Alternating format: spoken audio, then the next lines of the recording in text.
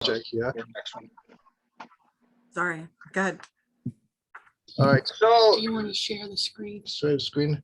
Do you want to Should we share the screen so Yeah. that we can look Yes, at? just give me 1 second. Okay, Go ahead. It's this screen is shared. that one.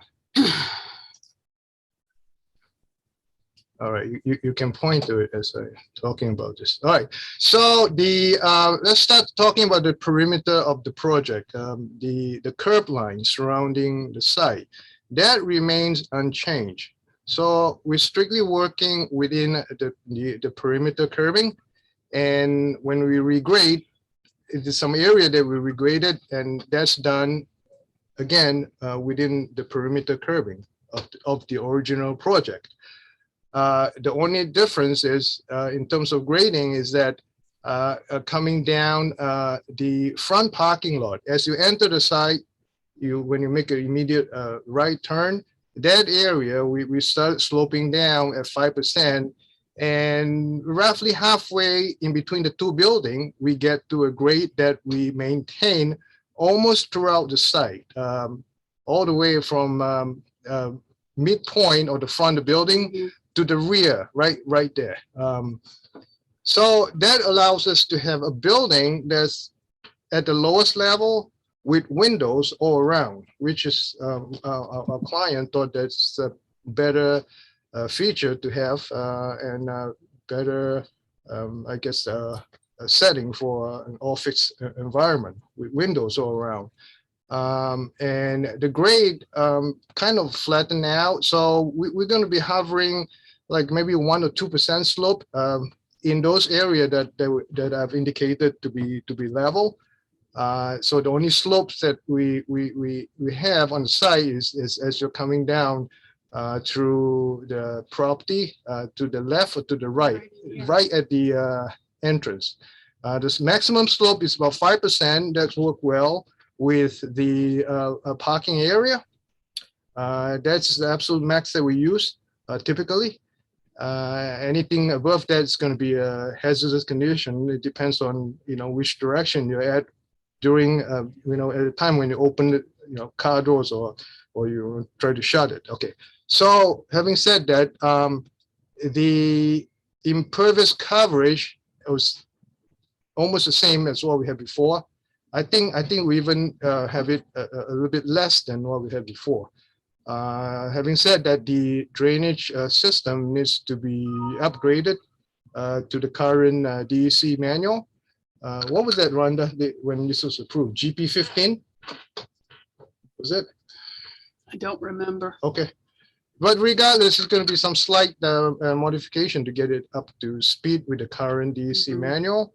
And let me see what else. So the only thing that the only paved area that's lowered is that a portion of the front parking area is placed at the lower elevation, and since you have to make up the grade between the front parking area and Devon Avenue, the retaining wall is going to get slightly higher at that location, but it's visible only through our side, not from the street. So that area is going to be maintained with landscaping, and it's probably going to enhance it a little bit better than what we had before, so that the impact on the neighbor is minimal. Other than that, it's the same project from what we had before. The setup of it and whatnot. There are some slight modification here and there, like the refuse containment area is put in the far corner of the project, kind of away from the residence area. And what else? I think that's about it. I mean, the engineering idea that we had before, we almost maintain it 100% with this plan that we were presenting. So Amy, I think I'm done here. Okay, well, I know we got a couple of comments Great. that Suzanne had emailed. I think one was Tallman Fire. Yeah, we did get one from Tallman Fire, and I literally, just as I was logging on, received an email from our new fire inspector, Corey Martin. If I can read it quickly, and I will forward it after the meeting. He just said, number one, I did not see a Knox box location on either of the two buildings that are proposed. I suggest one Knox box be installed on the front buildings, supplying keys for both buildings for fire department access. And number two, later when supplied with interior drawings, please provide locations to fire alarm panel, sprinkler room, elevator room, and to connect the carbon monoxide detection to the fire alarm system. Also providing the proper strobes, blue for carbon monoxide. Thank you. I think the prior plan had at least one knockbox.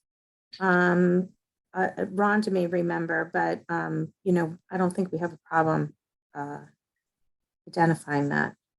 No, not at all. Okay, and then the letter from Tallman Fire dated November 5th talks about, I guess they have a new fire truck. So Rhonda, I can send you the new maneuverability, excuse me, analysis to see. I don't know if that changes. Okay, yeah, I would appreciate that. So we Yeah, can see. I'll send that to you.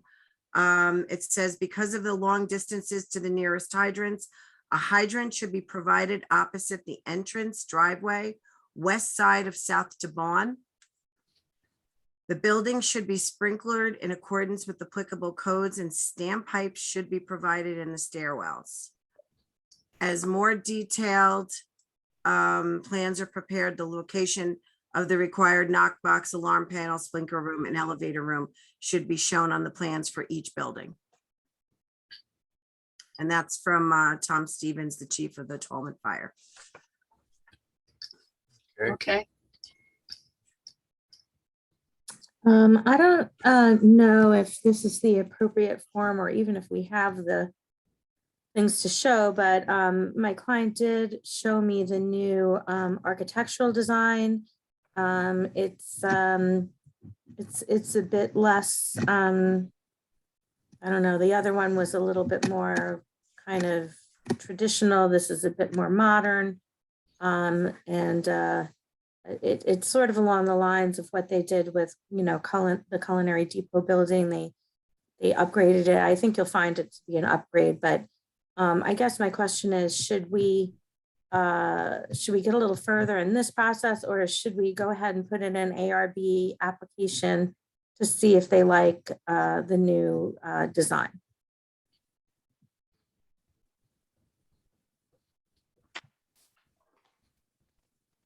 Dan, Valerie? If you have the rendering, I wouldn't mind looking at it now. Is it available now, Amy? Right. And I think to some extent, they might as well go for both boards at once. Because this is really a plan that's already been vetted previously. Sure. Okay. I unfortunately do not have them. I don't know if Justin or Rhonda or my clients who are on the call have them, but you know, obviously we'll submit them with the application. I did look at them in my office. They were quite nice. I think they'll be pleased. Let me go look. Okay. Let me go look. Okay, and Amy, just for the record, there were inspection fees paid, which I guess Eve would need to review if there are any changes to that. There was an old stormwater management agreement. We have a new updated one, which I'll send you. And Okay. I'll send to Rhonda and Justin. There was some escrow paid on that as well. And there was a fire lane agreement. So I can resend all of that to you. Okay. So that you have them. Okay. There was also, I think there was also an agreement with the town of Ramapo. Yes, there was. You are correct. To replenish some of the plantings and whatnot behind where there had been a slight encroachment, so we can update that as well. I think we I have, I thought that was already taken care of, Amy. I thought they had already signed off on that, the town. But I may be mistaken. Let's double No, check. they did with the old applicant. So I guess my question is, do I need to go through the bother of getting it re-signed off on, or is the fact that the town signed off on it already, sufficient? It was actually, I think it was signed off on by, he's no longer there, the former planning board attorney. Yeah. I know who you mean. I remember him. Yeah, so we'll have to see. I mean, obviously it would be easier if, the old agreement, I think, is binding on the property owner. So, but I'll leave that question to Dan. It's on 21, 25. How far did we get with the prior application? The was a prior quote. application was signed by the chairman November 25th, 2019. So they did have signed endorsed plans. They just never went for a building permit.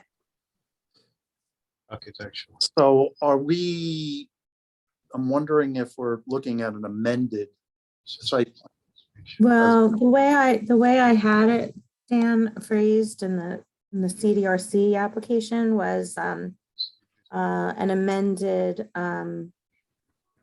site plan approval that, basically we were reviving it in an amended way a la Culinary Depot, so that, I think, and, that'll be your determination or really Lou's determination.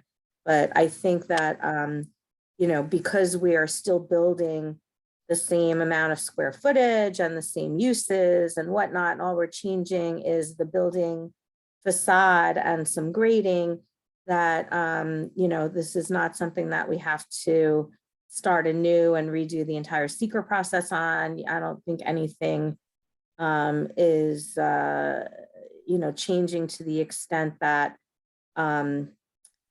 we would have to redo a lot of what we did, especially, and I want to point out, especially because we've been through this a couple of times in the last few months, is especially traffic. So, that was a big issue in the initial application. And to the extent that this is revived and there's public comment, I'm sure it'll be an issue now. But if anything, what I'm hearing from all my traffic engineers is that, traffic patterns have, I guess they're getting back to pre-COVID levels, but they're more spread out, and which is a good thing, I think. At least, according to the traffic experts. And if you recall here, we had 3 traffic experts. We had not just ours, we had yours, John Sarna, and we had the town of Ramapo, which I think was Mike Galante. Our preference obviously would be to come back for amended site plan approval, do whatever the board thinks that we have to do in order to get that. But, what we're changing is really, if anything, an improvement over what the prior plans were, and, does not have any environmental impact over and above what the prior plans had.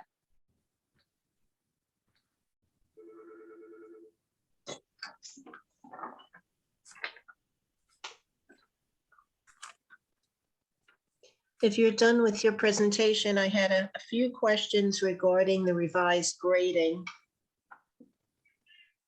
Sure, go ahead, Eve. All right, so I was just comparing sheet drawing number 3 that we just received to the previous plan. And I was a little confused because I thought your narratives, when I read your narrative, it said that you were lowering the building. But my plan originally had a first floor of 440.37. And now it's showing it's 443. And previously it had a second floor, 451, but you're not giving me any elevation on that. So this seems to, the information presented is showing it's 3 feet taller. Yes, the first floor at 443, no, you're right. And the reason why behind it was that we did a cut and fill analysis on the site. Now, one of the, I guess, inconvenience they, during construction, they would cause the neighbors, they have a truck either bringing material or exporting material. It's very noisy and very disruptive.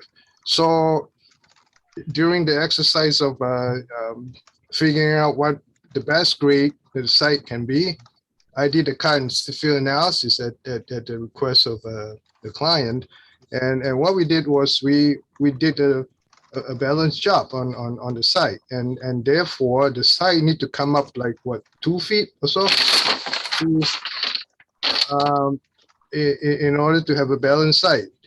So that's what it is at 443, give or take. We are not 100% done with that elevation, and that's just a preliminary number. We may have to support it with boring and test pits. Need to do that for drainage anyway. So that's why we're at. Yes, you're right. The elevation is raised by about 2 feet or so. So what's the elevation? 440 to 37. And All right. just so for the my building- understanding, all right, So. I'm sorry, just for my understanding though, the visual impact, it will appear to the passerby on the bond that the buildings are lower or no?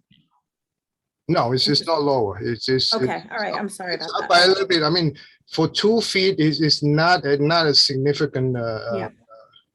how do you call it, the observable, elevation change. Okay. Why I don't play in it's coming engineering. up, on It's TV. coming, the first floor is almost just less than 3 feet higher. It's not lower. The first floor is higher. Correct. Okay, well, just want to clarify that because it's been said that we're lowering the building. We are not lowering the building one bit. We're raising the building. Lowering the front parking areas. Well, that's my second question now. So it seems that, again, previously, as you look at the, let's call it the southwest corner of the building, the parking lot grades used to be up at about 450. So now you're lowering the parking lot grade 7 feet. Yes. So the wall in that location, it looks like your off-site grade is about roughly 460, 459, 460. Yes. So the wall is going to be substantially higher. Yes. Justin, maybe you could bring back on the screen the Oh, yes. new All right, and concept then drawing. I see that all around the perimeter of the site, you're just noting elevation 443. So you'd have to submit a grading plan because, as we both know, you can't have a consistent 443 around the whole site and expect your drainage to work. I understand that. We are going to adjust the elevation, and it's going to be up and down 1 or 2% throughout the area that's indicated as one uniform elevation of 443, so that we can have drainage, ADA access, proper slope, don't have any kind of hazardous condition, trapping water, icy condition, things like that. Okay, so you'll just, all the plans will then be revised to be updated based on these new. Yes, absolutely. cycles. What we did was when we did the cut and fill, so that we can have a general idea of where we're getting to. So we kind of generalize the area as a flat plane and see where we're at with the numbers. And this number turned out to be the best number to balance the site. Yeah, I can appreciate that's what you did, but that's not what was discussed. The presentation said you were doing it for aesthetic purposes. And in reality, you're doing it to balance your cut fill, which is perfectly okay and perfectly reasonable because you do want to minimize trucking costs and trucking activity. Yep. So I can appreciate that. My only concern is that when you did your soil borings before, there was groundwater In some areas, I believe 5 to 7 feet below grade, so I'm not sure what your lowest elevation is anymore. Is the lowest elevation now going to be 443? The lowest Give elevation. or take. Yeah, it's around that number. I mean, 440 Okay. is a number. The 443. And then, so the building height is not changing at all, though? You're still within the 30 feet? Because now it looks like it's a full 3 stories exposed based on your elevation. That's been what the architect represented to me, and I told him that too, because to stay within that 30-foot limit.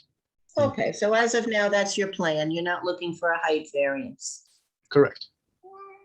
Okay, so all right, so then I just look forward to seeing, the detailed revised grading plans, and I guess that will be your next step. And then affiliated with that is the change in the retaining wall design. That'll have to be substantially changed. And then I wasn't sure. Let's see what we had before. Before, along I call it the east property line, we were up at 440, and now you're at 443, so you're pretty close there. And before you were at 438 in the northeast corner, now you're 5 feet higher. So that's just going to impact all of your discharges that were going to that wetland.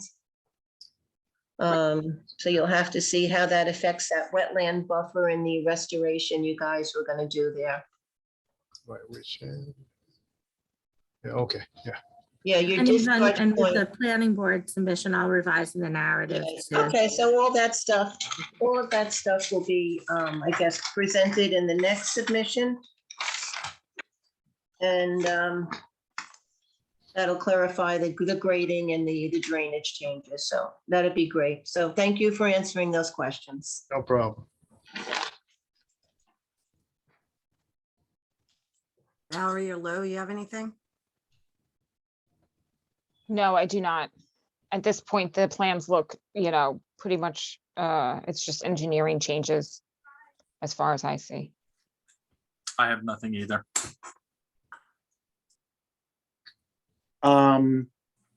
Question on seeker. Yep. Um, So I think what we'll need to have the applicant do is this would be my suggestion, and tell me what you think, Dan, to have them just issue a memo how the prior seeker findings have not changed based upon what they're proposing. And if there are any changes from one plan to another, just acknowledging or identifying any potential adverse impacts. And if there are none, just, for them explaining why that there would be no additional adverse impacts as a result of the changes to the project. If I recall correctly, and I'd have to look in the file, I could have sworn we had to do a resolution on the secret because Right. of all the issues. Right, I'll so take a what look we've, at it.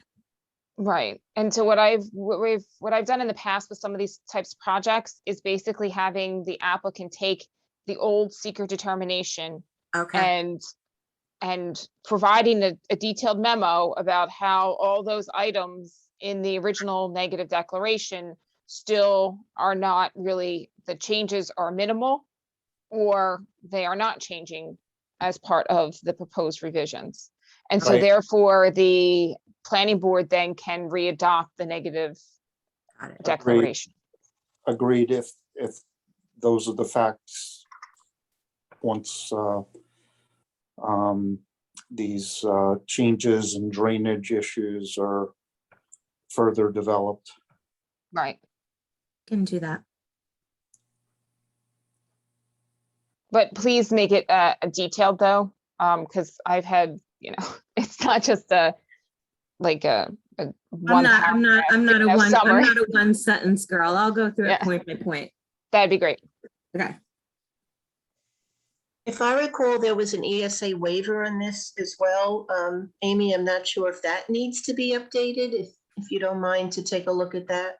Oh, that's actually a really good question, Eve. I'll talk to Justin and Rhonda offline about that, because I remember that was a that was a bit of Mhm. bit of a haul. So Yeah, we'll it's a look little into bit that time issue. consuming. Yeah, it's a little time consuming to get that Yeah. process, but I'm not sure it has to be done over, but just maybe take a look at it. Will do.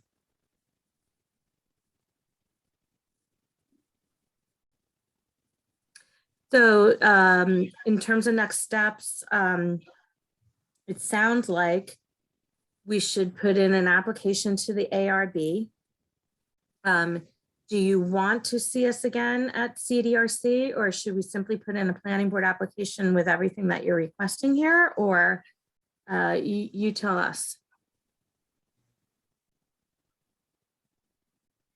I'd be happy just with a full plan submission for planning board personally. I mean, it's not, the project is not changing. It's just being regraded in my view. So it's really just some technical stuff that needs to be reevaluated. Okay, so we'll get before the ARB. I'm sorry, Dan, go ahead. I'm okay with that as well. So Justin, Rhonda, we'll regroup offline and get this done. And then we'll try and simultaneously submit for the planning board and the ARB. And I'll speak to the clients also offline about basically, redoing the post-final documents in their name. And getting the copy of the new stormwater management. Yes, I'll send all that and the turning radius. I just want to point out, I don't know that you'd make December's planning board meeting, but it's kind of, I might have 2 or 3 continuances, but I have one big religious application for December 23rd, and that deadline's November 18th. I don't know if that's feasible. Otherwise, the deadline is December 21st for January 27th meeting for planning board. Justin, Rhonda, I mean, the next submission is less than 9 days away. Is that No, Not happening. no. not happening? Okay, good. Let's just. get it on That's, the I just table. wanted to point that So, out. all right, so we'll be Okay. seeing you probably in January. Okay. Next year. Can't believe it. I still don't know what day it is. COVID completely screwed me up, and now daylight savings time, I barely know, what No, I'm doing. Can't screw up the years. Okay. No, but again, thank you guys. It was nice seeing everybody again, Yeah.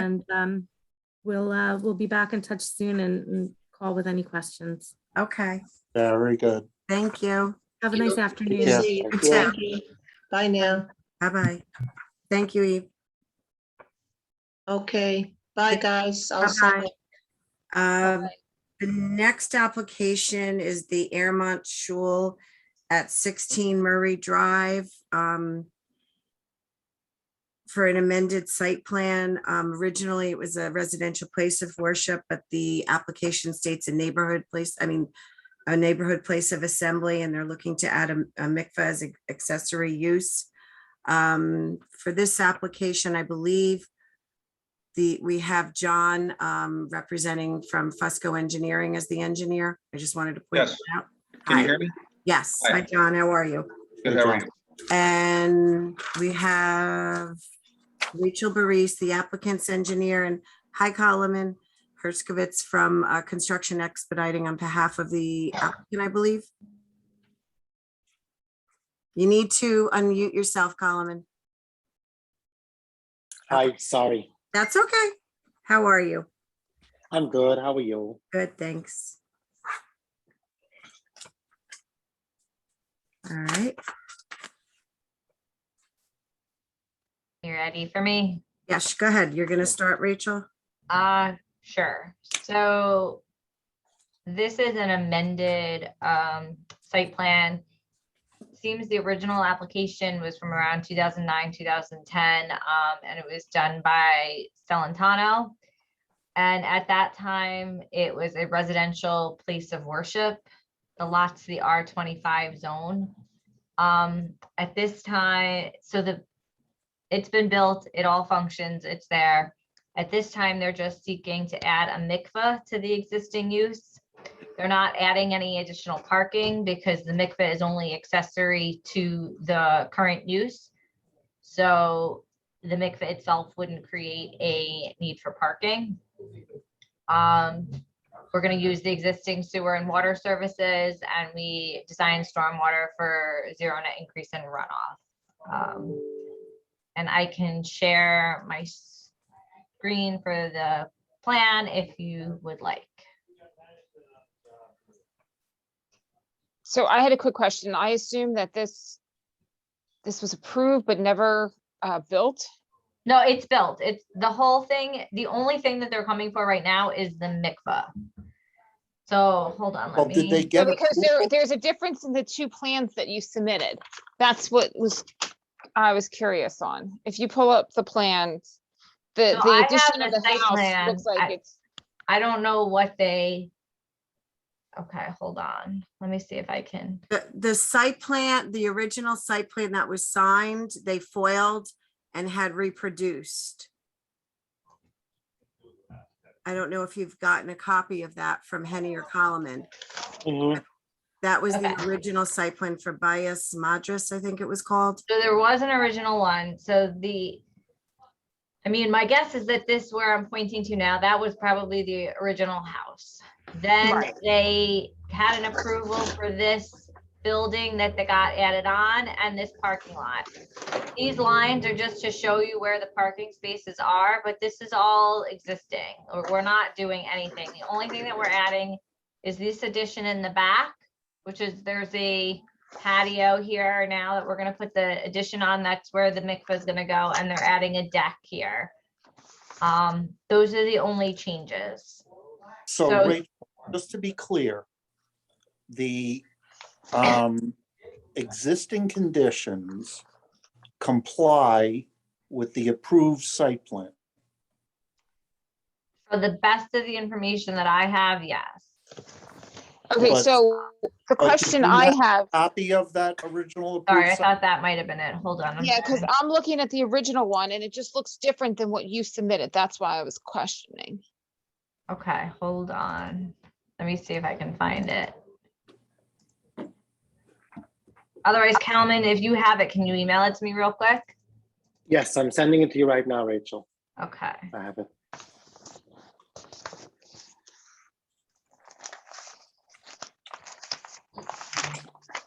And I have a question. The application noted a neighborhood place of assembly where this is a residential.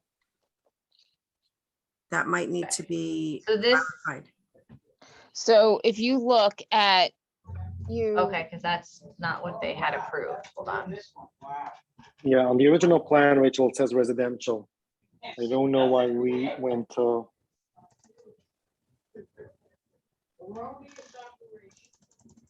So. Yes, okay, so see how that, see where that says the proposed addition? Right, if you compare that to your plans. The proposed addition now is, see how it's different? The This you outline mean? of the building is the same, it's just the way it's worded, that this is an addition to the house and that's the house of worship. But the outline to the building is exactly the same as on Rachel's plan and the Yeah, previous so plan. this was their addition that they did. Oh, okay, all right. That then was I- already built. Okay, That's done. They got that done. They built this parking over here. And so this is the parking that they already built. This is the building they already built. And now they want to add this. I see, okay, thank you. Now that makes sense, okay. Hold Um, on, in the prior screen, it looked like only a portion of the addition was approved.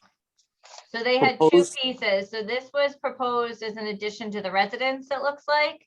So I guess Right. because this was a house, so this was they added to the house here, and then this is the residential place of worship. Where Right, on and that's mine, all we just had the built. outline of the building. We didn't specify what part was a house or not, because it would be interior, we couldn't tell. Okay, But so every- let's, I mean, this is a Lou issue. But we're interchanging like residential place of worship as opposed to place of worship. as if there's no distinction. There is a distinction. What are we applying for here? A place of, is it a residential place of worship, as the prior application seems to have been approved for? Or is it changing to be a place of worship? Yeah, I can answer to that. Nothing is changing from the original approval besides the addition of the mikveh, meaning the house of worship is being used as of now, as the same way it was used in the past. It's being used, it's open, and that may just be a mistake, but that can be corrected. The only change is adding an addition for a mikveh, which the shul currently does not have. And that's why they're applying for. Okay, because I mean, depending on what document you look at, it says either residential place of worship or place of worship.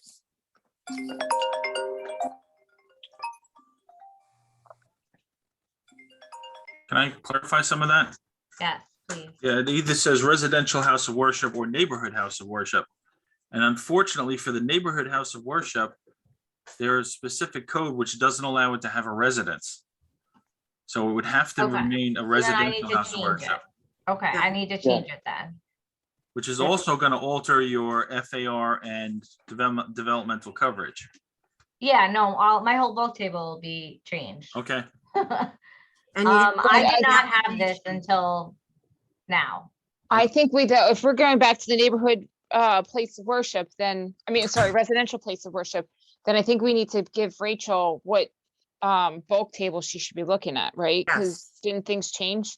yeah, Yes, we have to use the old code from 12/10/2007. It's local law number 52007. I have a copy of it. I can scan to you. Perfect. Okay, so is that what, oh, maybe that's why I couldn't find residential place of worship, and that's why I went to the neighborhood place of Right, worship. residential places of worship are considered single-family houses. They use the same bulk. Okay. All right, then that was why I couldn't find this, so the neighborhood place of worship was like the next Right. one. Okay. Gotcha. And then just to make sure, is a mikvah still allowed with a residential place of worship? Well, that's a good question. It would be the residential Before place- we get too far with that. residential place of worship is considered an accessory to a single-family house. So a mikvah would be an accessory to an accessory. I don't know legally. That's a Dan question. If you can have an accessory to an accessory. Dan. Looks like he's on the phone or fell down. Okay. Right.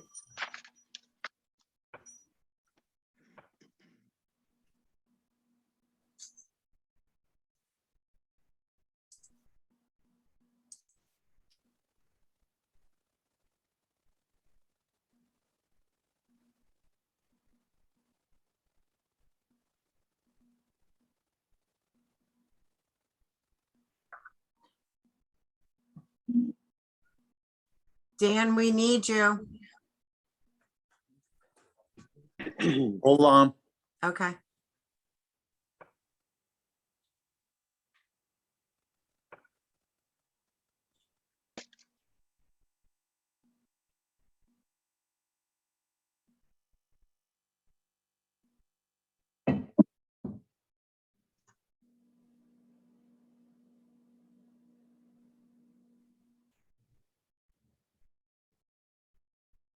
Okay, sorry. Lou had a question. Can a mikvah be an accessory to an accessory? Can a mikveh be an accessory? All right, according to the residential house of worship code, the residential house of worship is an accessory to a single-family house. So you're asking for an accessory to an accessory. Is that, This is not the first mikveh we've had in a residential place of worship. Right, and a mikveh is really a part of the house of worship. It's just another amenity that the shul another has. service for the house of worship? Right, it's part of the services that people do. It's not like there's a shul and there's also a school or a different use. It's mikvah's part of the everyday use and service that the house of worship provides. Yeah, I don't think this would be any different than a rabbi's study. I mean, you could Okay, nitpick on, I'm not nitpicking. I just had a no, question. I'm not saying you personally. Uh-huh. I'm saying conceptually. There are different religious aspects, Mhm. but taken as a whole, it's part of the religious function of a residential place of worship, or can be, if they choose in this instance to put in a mikvah. Well, I have another question then. The house of worship law for residents, it is established at 1,400 square feet. The existing house, the existing shul is 1,800 square feet, and with the addition, it's going to be even higher. Need a variance. All right.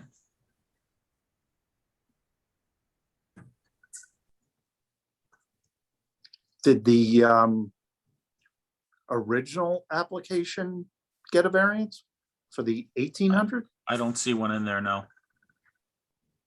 We can add that variance.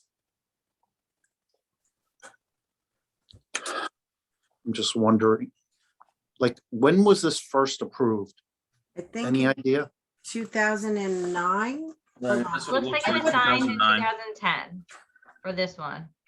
The resolution that I gave a copy of was signed March 25th, 2010. And I mean, you're looking at the old file, I assume? They foiled the original site plan that was endorsed, and I put a copy of the resolution and the plan in your packet. And you saw nothing with regard to a variance? I wasn't looking for that. I was just looking for the site plan. I can check for a variance. I mean, I would be stunned if this didn't. I will have to look. I don't know. I guess we'll look at the file, and if we didn't, we'll add it, and if it did, it did. Well, even if you did, you'd need it for the addition, Right. because you're making it Making even it, that's bigger. correct. But if you didn't get it for the first one, you might want to, while you're there, add it. Even for the original edition, if it was required, just to cover all bases. Gotcha.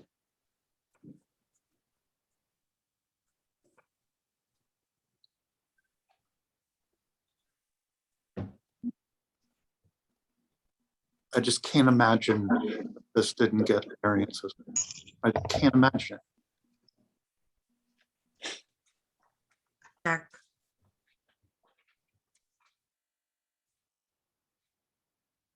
John, did you have anything?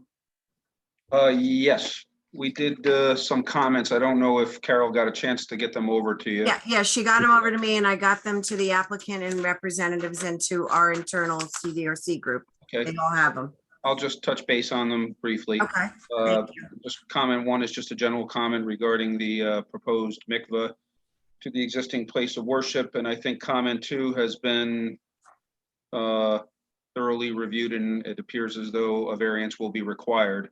So I don't think I need to touch any more on that. On comment number three, there was a note indicating that apparently a waiver was granted for the total number of parking spaces required. And if so, we're asking that, to please indicate the date when that was granted. Show that on the plans. Comment four, there was some stormwater calculations provided to show a zero net increase in runoff. So, and it's in the world of stormwater, this is considerably small, relatively small increase. But our question or comment was that we were wondering whether or not that there was actually an infiltration test done to verify the infiltration capacity of the soil. It looks as though it may have been just kind of estimated based on the soil type. And we're recommending, if that's the case, that we do an infiltration test. Yes, we have not done testing. We did not do any testing yet. We wanted to kind of get everything started and make Okay, sure that there was even on the, I think we're okay with the calculations. I think we okay, can make sure that the soil will support it, that's all. that's fine, thanks. In the short form EAF, there was, which of course the DEC mapper does most of, it indicates that there's an archaeological sensitive area directly adjacent to the site. So we're recommending some sort of a concurrence letter from SHPO that there's no additional environmental archaeological concerns. And then so on the bulk table, which apparently is going to change now because we're calling it a different classification from neighborhood to residential place of worship. So there were some pre-existing setbacks that were non-conforming. And so I don't know if that's going to be the case when the new bulk table comes out. So I guess we'll take a look at that. But the concern was, are we increasing any of these non-conforming setbacks? And so hopefully that answer would be no, but I just want to make sure that we check for that. So on comment 7, which is tied into comment 8, we're asking to provide some sort of calculations on the amount of water usage for the mikveh, total volume of water and estimated drain refill intervals and so forth, so we can get a handle on exactly how much water, wastewater will be generated. And then we probably should get at least Orange County, Rockland County Sewer District to review that to make sure that they're okay with it. That was comment number 8. And then on comment number 9, I'm not 100% sure, but I know the parking lot is existing.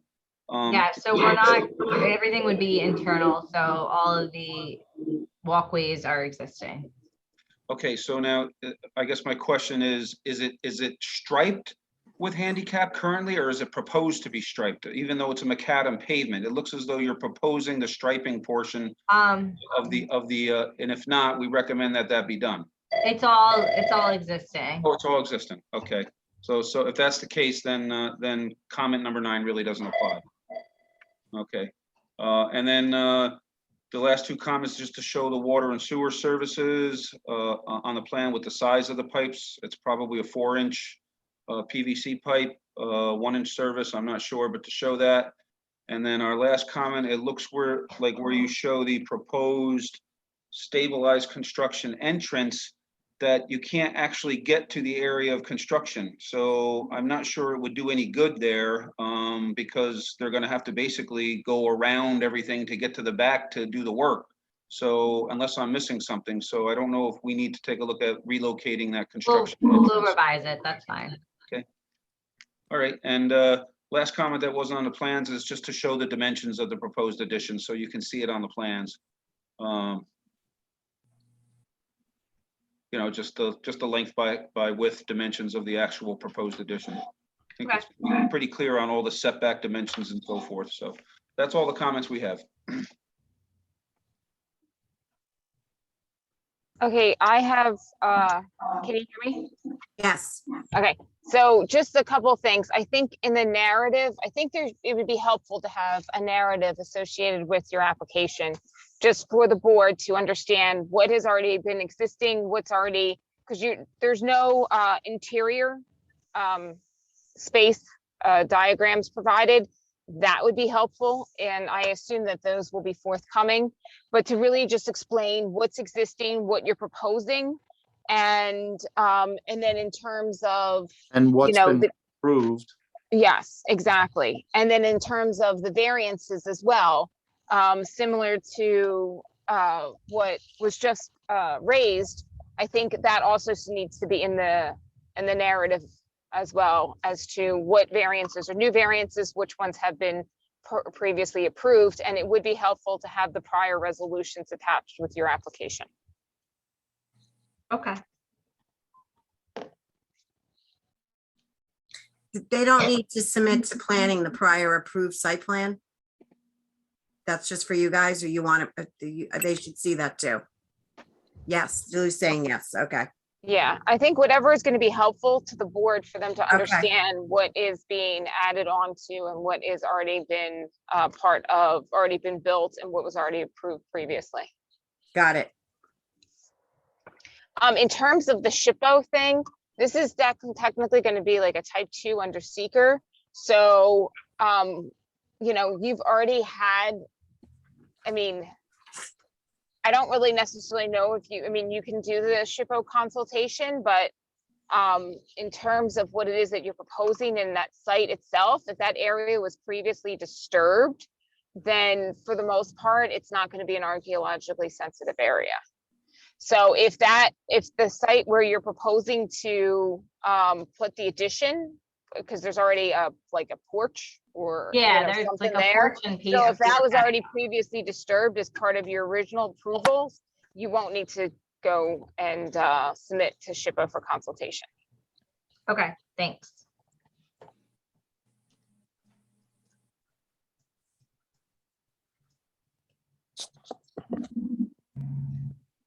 I had a couple more comments, actually. The Go ahead. drawings that I have of the interior of the mikvah from High Garfinkel, they are showing an existing 5-foot doorway. I'm assuming that was an exit for the shul, originally an exit for a shul. And now it's going to be exiting through that doorway into the mikvah. And then there's going to be another exit, which is much smaller. Currently, the drawings I have only show one exit from the shul. So you're going to have to figure out some way to make sure, based on the population of the shul, how they have enough exit area to get out instead of funneling through the mikvah to get out.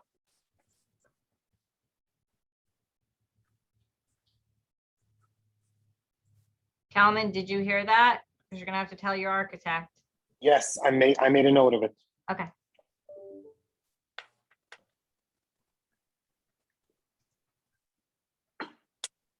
So they're coming back to CDRC with the changes to review? Yes.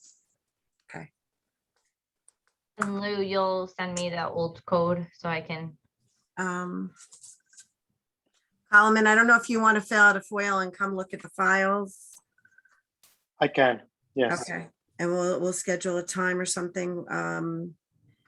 The next CDRC meeting is December 14th and the submission, well, is November 24th, but I am not here. So I would say December 2nd because I'm out. No one's gonna be here November 24th.